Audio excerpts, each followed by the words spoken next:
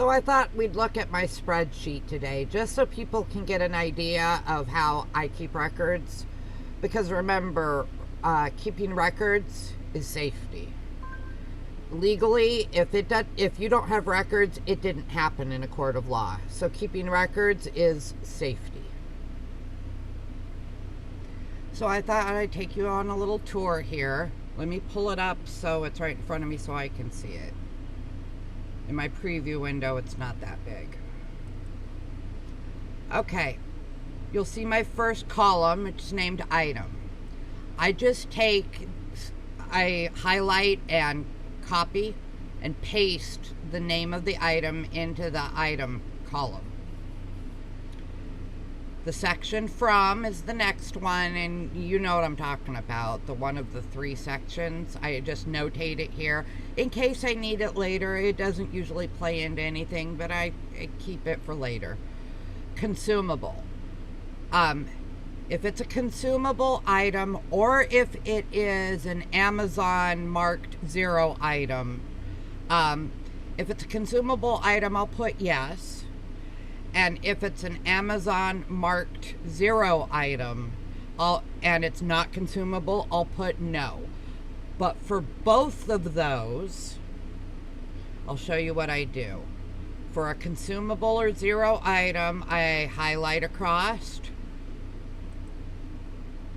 and I make it pink, just so I can find it easily, the consumable and 0 items, just so I can find them easily. We'll make that go away. All right, Amazon stated ETV, it's a math column, like I said. Here at the bottom, I'll click on the very last cell. You'll see at the top, it says equal sum F3 to F1445. So I just told it up and down, vertical wise, go from this cell down to this cell at the bottom, and anything in there added up. So that's what this zero, it's 0 now because there's nothing in there. That's what this does.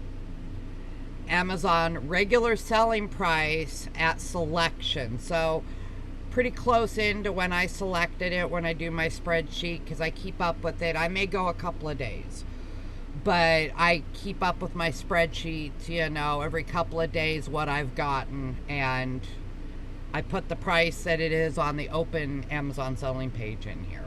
Just for my edification, it's not a math column, it's just so I know what it was when I selected it.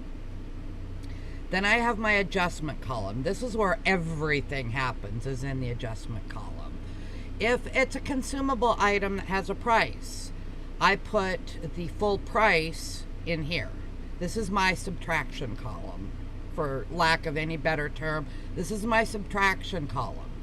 So if it's a consumable and it shouldn't even have a price on it, I put the ETV in here as well, so that it can be subtracted out.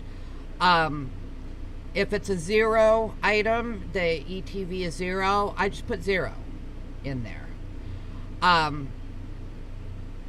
This other peachy tannish column is my 6-month column.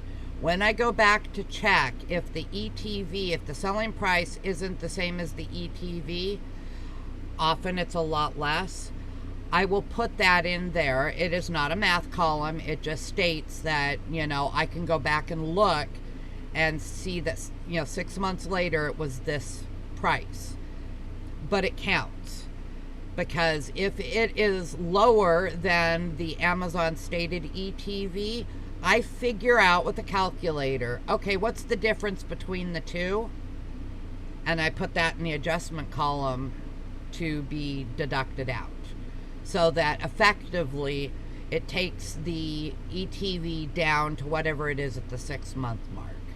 Because remember, after the hold period, what matters is what it's going for at the end of the hold period. That's what this is for.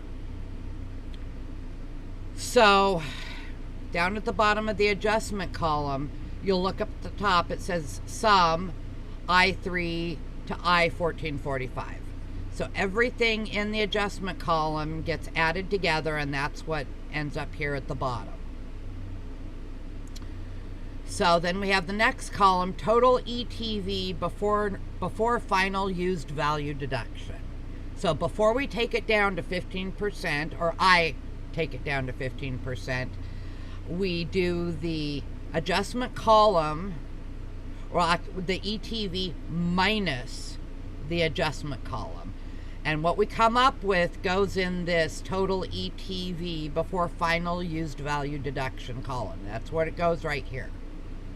And then the last column, I'll click on it. It is J1448, which is the prior column right there, at that last cell,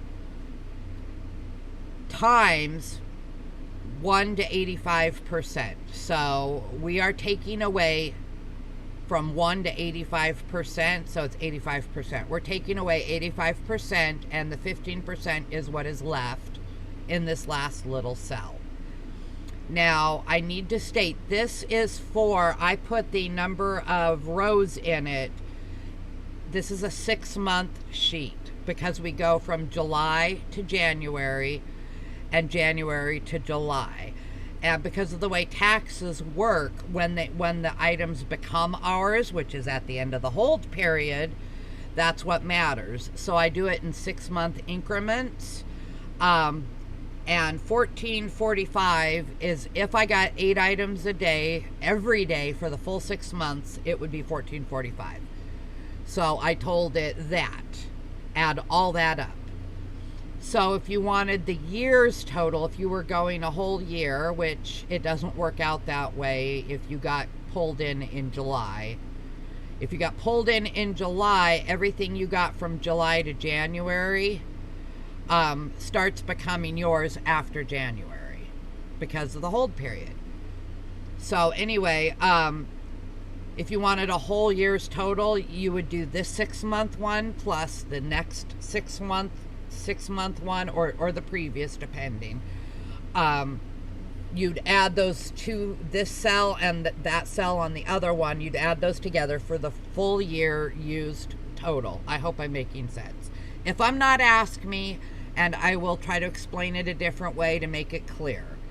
But we're going from July to January, which is a 6-month period, and January to July, which is another 6-month period. It helps me keep track of when it's actually coming due for taxes at the end of the hold periods. It helps me do that better. So it's a 6-month sheet, and you'd add the 2 final cells in both 6-month sheets to come up with a whole year total. So anyway, that's what we do with that. Now I'm going to show you some other records I keep, just to kind of show you what I do. Oh, one more thing.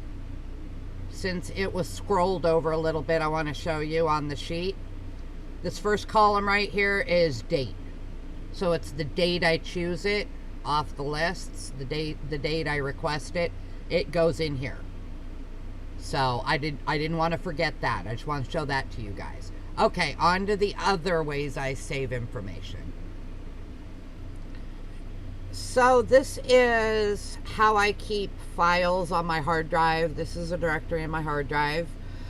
The first file is my spreadsheet. You see that sitting there. Now, I talked about keeping track of issues, keeping screenshots or something of similar issues, and what I do. When I'm on an Amazon page that I want to save for posterity, I right click and I go to print. Now, if you've only got one printer, that's automatically selected, but if you go to that, there is a drop down menu, and I believe every computer I've ever had has a PDF option. So I click PDF, and it brings up a window with the preview, what I want to save, and I believe it has save at the bottom. So I hit save, and then it pulls up an Explorer window, which you can go to wherever you want. You can show it where you want it to save the file, and they come pre-named for the item page. As you can see, it comes pre-named, so I don't even mess with the name. I just show the computer where to put it and hit save, and it puts it in that directory. Now let me open one up and you can see what it saves. Okay, here it is. Let me pull it up on my end so I can look at it. At the top, you see the date and the time you saved it, which that could be helpful to prove that you saved it at or around the time you did. The name. This is the entire page listing for that item. So you end up saving that whole entire thing, and you don't necessarily need to use it all, but it's good to have it all. So anyway, to document issues, I believe this bed is cheaper than the ETV, is why I saved it. I do believe that was the case with this one. But anyway, that's how I save. You could also take screenshots. On your keyboard, hit print screen, and it'll save a copy of your screen, and then you can, save that as you see fit. Anyway, that's how I keep records. It's really important to keep good records. If you want to be safe, it's what you've got to. It's a pain in the butt, but it's what you got to do. So anyway, happy vining. Till next video. Bye.